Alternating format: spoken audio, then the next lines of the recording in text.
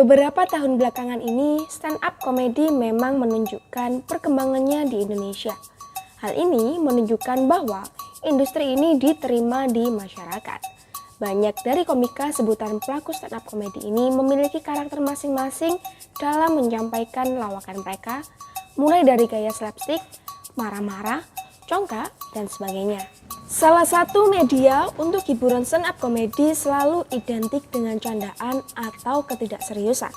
Namun, di setiap candaan seorang komika, beberapa ada yang menyelipkan kritik atau sindiran mengenai kondisi pemerintahan dan masyarakat yang ada di Indonesia.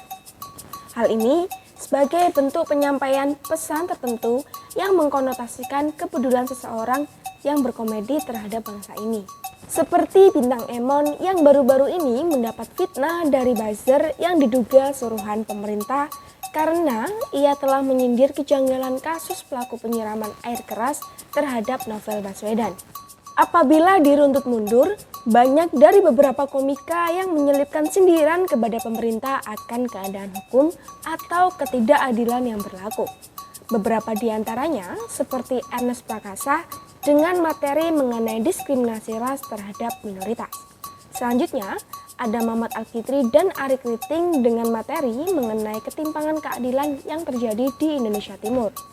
Kemudian, Semi Not a Simboy dengan materi mengenai penegakan hukum di Indonesia dan lain sebagainya.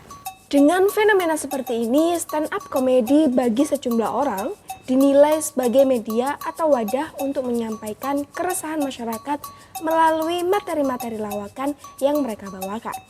Hal ini membuat logika berpikir masyarakat dibuka mengenai isu-isu yang sedang terjadi saat ini. Stand-up komedi juga bisa dikatakan sebagai alat untuk mengkampanyekan pergerakan sosial di masyarakat pada suatu isu sosial politik. Hal ini dikarenakan pesan yang disampaikan komika melalui materinya berada di zona abu-abu antara candaan dan sindiran, sehingga cara tersebut terlihat halus dan cantik sebagai alat untuk mengkampanyekan sebuah perubahan sosial.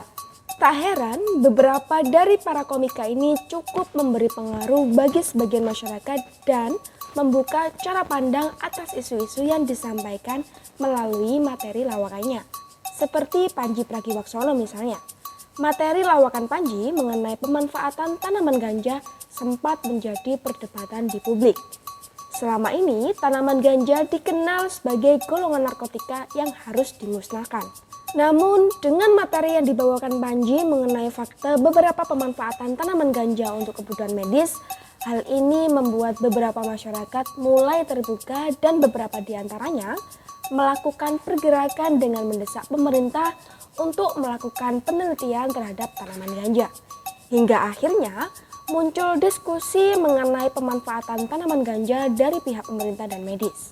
Nah, melihat dari pengaruh materi lawakan yang dibawakan Panji, hal tersebut menandakan bahwa seorang komika memiliki pengaruh yang cukup besar untuk menyalurkan keresahan masyarakat dan mendorong dilakukannya perubahan sosial tanpa harus mencari kekuasaan dengan berpolitik demi mendapatkan kedudukan sebagai wakil dari suara rakyat itu sendiri.